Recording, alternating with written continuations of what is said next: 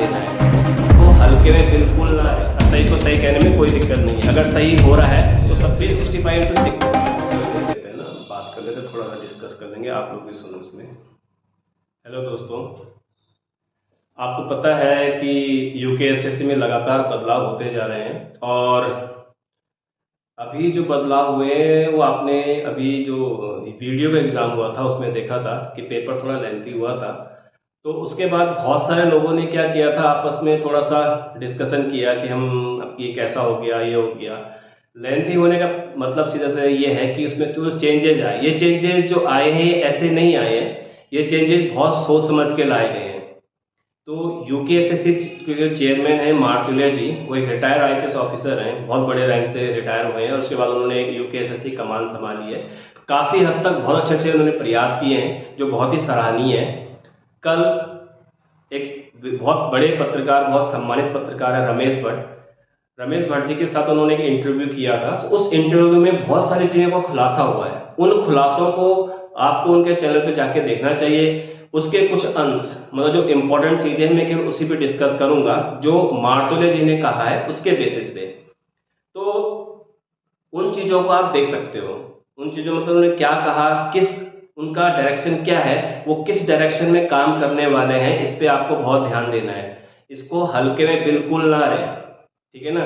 चाहे कितने भी पोस्ट पेंडिंग पड़ी हुई हो, नई पोस्ट आनी हो, आपके कनिष्ठ सहायक पे जो बहुत सारे बच्चों को डाउट लग रहा है, और जो ये पुलिस में कांस्टेबल की जो भर्तियां हुई हैं उसमें जो वेटिंग लिस्ट आनी है, वो वेटिंग लिस्ट आएगी नहीं आएगी, इन सब पे लगातार वो काम कर रहे हैं, और इसके बहुत पॉजिटिव रिजल्ट आएंगे सामने बहुत जल्दी, ठीक है ना। क्योंकि कभी कभार हमारी उनसे बातचीत होती है इनडायरेक्ट माध्यम में, लेकिन इस दिन होगा जैसे हम कहीं यहाँ पर इंटरव्यू करेंगे या उनसे बातचीत करेंगे, वो पक्का यहाँ पर आएंगे बहुत जल्दी।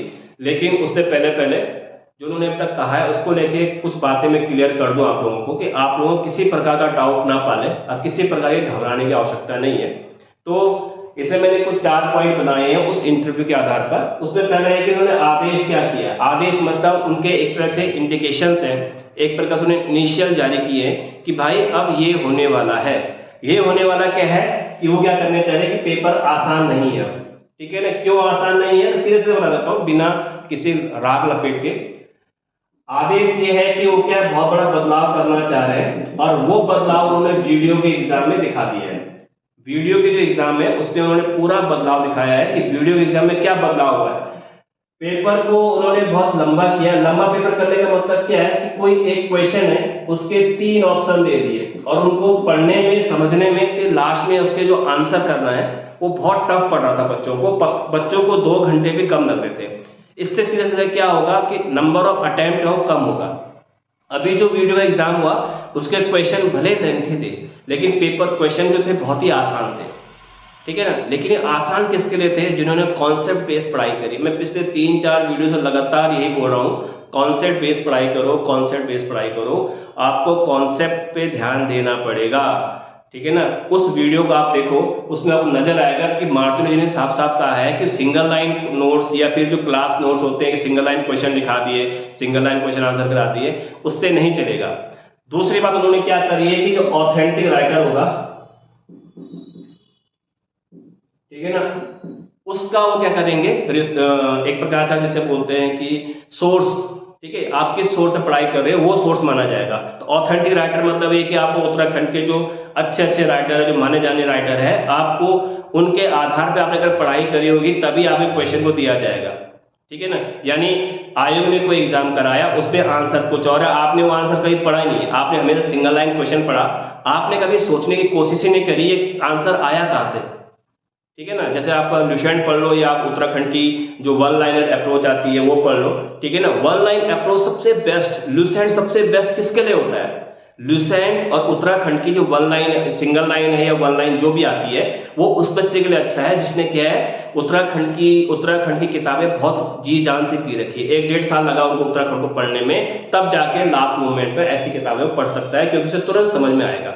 नहीं तो आपको ऐसा समझ में आ ही नहीं सकता कि क्वेश्चन लिखा है, आंसर लिखा है, आपको सोर्स ही पता नहीं, लेकिन आपने अच्छे से पढ़ाई करी है तो निश्चित ही आपको समझ में आएगा। इसलिए 6 महीने 9 महीने टारगेट करके चलो, आपका सिलेक्शन पक्का होगा। दूसरा नया पैटर्न क्या है, इसमें मैं सिर्फ एसआई का एग्जाम लेता हूं क्योंकि एसआई के एग्जाम में बहुत बड़ा चेंज होने वाला है। आपको पता है कि उत्तराखंड एसआई के एग्जाम को लास्ट टाइम उन्होंने 100 मार्क्स का किया था और तब से ही मैं पर्सनली बताऊं कि मेरे दिमाग में तब से क्वेश्चन उठने शुरू हो गए कि एसआई आदमी 100 नंबर के पेपर में कैसे कोई किसी को एसआई बना सकता है। उत्तर प्रदेश, दिल्ली, हिमाचल प्रदेश, हरियाणा, बिहार, यहां जहां भी एग्जाम होते हैं कहीं पर भी 100 नंबर का पेपर नहीं होता है। वहां तो इंटरव्यू भी होते हैं एसआई के। उत्तराखंड में तो खंडूर जी के टाइम में इंटरव्यू बंद कर दिया एसआई के, जिससे धांधली न हो, बहुत फर्क पड़ा था। योग्य लड़के गए हैं वहां पर, ठीक है ना। तो यहां पर उत्तराखंड में एसआई का जो एग्जाम है उसमें क्या हो सकता है, प्री मेन हो सकता है। अब ये प्री मेन क्या है, ठीक है ना, प्री मेन हो सकता है या आने वाले जो भी ग्रुप सी के एग्जाम है उनमें प्री मेन का एग्जाम होगा। प्री मेन का एग्जाम मतलब क्या होगा कि अगर प्री का एग्जाम कराएंगे, अगर नॉर्मल इसके लिए क्लरिकल के एग्जाम के लिए जो भी ग्रुप सी के एग्जाम होते हैं, चाहे ग्रेजुएशन लेवल है या 12th लेवल है, उनमें वो 100 मार्क्स का पेपर कराएंगे जो ऑब्जेक्टिव होगा।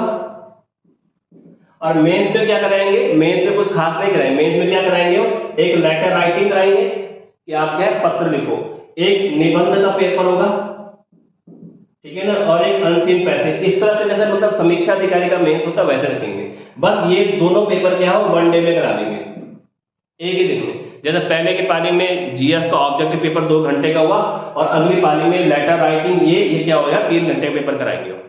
ऐसे में क्या निबंध वही बच्चा लिखेगा जिसने बहुत सारी चीजें पढ़ी होंगी। तो ऐसे कंडीशन में क्या है, आपका विदिन 2 या 3 मंथ का रिजल्ट आ जाएगा। या हो सकता है इसमें क्या निबंध या कुछ और रखे, क्योंकि वो ये चाहते हैं कि बच्चा डिस्क्रिप्टिव पढ़े। वो ये चाहते हैं, जो उन्होंने बातें कही वो ये चाहते हैं कि वो बच्चा सामने आए, वो बच्चा नौकरी पे आए जिस बच्चे ने वाकई मेहनत करी है। ये वो भी चाहते हैं, ये क्लियर है, क्योंकि उनका आप बैकग्राउंड चेक कर सकते हो, जब जब वो अधिकारी रहे उन्होंने क्या क्या काम किया है। तो इसमें कोई फेवर वाली बात नहीं। कल के दिन अगर यूकेएसएससी गड़बड़ करता है हम उसके खिलाफ भी आवाज उठाएंगे और हमेशा उठाते रहेंगे, ठीक है ना। जो आपका बेरोजगार संघ है उसमें हम लगातार समर्थन करते रहते हैं, चाहे जैसे भी हो, जिस माध्यम से भी हो। तो ऐसा नहीं है कि समर्थन नहीं रहता, गलत को गलत और सही को सही कहने में कोई दिक्कत नहीं है। अगर सही हो रहा है तो सबके लिए हो रहा है, खासकर उन बच्चों के लिए जो बच्चे ईमानदारी से तैयारी करते हैं। इसलिए उन बच्चों के लिए बहुत अच्छा है जो वाकई में पढ़ाई करते हैं। बस आपको क्या हो, सिंगल लाइन से बाहर आना है और आपको डिस्क्रिप्टिव अच्छे से पढ़ाई करनी है। और मतलब ये आप सीधे से समझ लो कि ये पढ़ाई आपको समीक्षा अधिकारी, पीसीएस प्री, इन सब में बहुत काम करेगी। कहने मतलब एक बार की पढ़ाई में सिलेक्शन हो जाएगा। आपने ऐसे ग्रुप सी की तैयारी के लिए आप कहीं दूसरे का चले गए, फिर आरओ एआरओ के लिए आप कहीं दूसरे का जा रहे हो, आपको एक ही बार 1 साल पढ़ाई करनी है और 1 साल के अंदर ही आपका सिलेक्शन हो जाएगा, क्योंकि आपने डिस्क्रिप्टिव और बहुत डिटेल में पढ़ाई करी है। इसलिए आप बिल्कुल भी मतलब ये मत सोचो कि नहीं होगा, आपको पढ़ना है। करना क्या है, आपको पढ़ना है, फालतू किताबें मत देखो।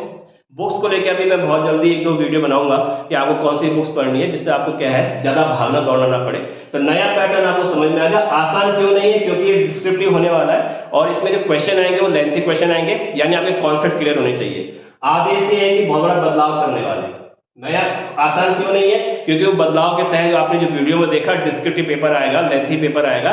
ऐसे में नंबर ऑफ अटेम्प्ट जो होगा वो धीरे धीरे कम हो जाएगा, ठीक है ना। और नंबर ऑफ टाइम कम होने का मतलब ये कि जो डिस्क्रिप्टिव है उसमें बहुत ज्यादा क्या है इरिटेशन होता है, खासकर जो बच्चे सिंगल लाइन क्वेश्चन करते हैं या जिन्होंने सिंगल लाइन क्वेश्चन पढ़ा है वो इस चीज से बहुत जल्दी इरिटेट हो सकते हैं। इसलिए अपनी आदतें बदल दो, ठीक है ना। आपको अच्छे से पढ़ाई करनी पड़ेगी। नया पैटर्न क्या है, खासकर एसआई को लेके जो 100 नंबर का पेपर से चेंज करेंगे और एसआई के एग्जाम में क्या करेंगे, जो आने वाला बहुत जल्दी है एसआई का एग्जाम है, उस एग्जाम में क्या करेंगे, क्वेश्चन आंसर पूछेंगे। मतलब पहले रिटर्न होगा फिर फिजिकल होगा, ये तो क्लियर हो गया, क्योंकि उन्होंने कहा कि जो पुलिस नियमावली है उसके अनुसार ही चेंज होगा। तो वो ये करने वाले हैं। और एसआई वालों के लिए बहुत बड़ी खुशखबरी, जो बच्चे पहले से चाह रहे थे कि क्या 100 नंबर का पेपर ना हो, लेकिन धीरे धीरे बच्चे भी सोचने लगे थे यार 100 नंबर ठीक है, पेपर जितना भी होगा अच्छा हो जाएगा। लेकिन कहीं ना कहीं के जो ठीक ठाक लोग ने डाउट था, मुझे भी ठीक, मतलब मैं ये नहीं कह रहा ठीक ठाक हूँ, लेकिन मुझे डाउट था ये 100 नंबर में कैसे कर पाएंगे। तो नया पैटर्न यही है। तो जो लोग बहुत मेहनती हैं, जो बहुत अच्छे से पढ़ाई करते हैं, कॉन्सेप्ट बेस्ड पढ़ाई करते हैं, उनके लिए बहुत जरूरी है। इसलिए अगर आपको कहीं पढ़ना है या किसी से पढ़ना है तो आप ऐसे जगह पढ़ें जहाँ कॉन्सेप्ट बेस्ड पढ़ाई करें। हमारे यहाँ पे वैसे पढ़ाई कराई जाती है कि मैं शुरू पिछले 10 साल से ऐसे पढ़ाता हूँ कॉन्सेप्ट बेस्ड। कई सारे बच्चे मुझे कहते हैं कि आप बहुत लंबा खींचते हो, वो खींचता नहीं है। कॉन्सेप्ट बेस्ड पढ़ाई में आपको लंबा ही पढ़ना पड़ता है, कम से कम 1 साल तैयारी करनी पड़ती है, ठीक है ना। लोगों को 4-4 साल लगे, 2 अभी देखो ना यूकेएसएससी में जब रिजल्ट आया आप उनके इंटरव्यू देखो, ठीक है ना। किसी को 4 साल 2016 से 2018 से लोग तैयारी कर रहे हैं, 18, 20, 22, 3-4 साल हो गए।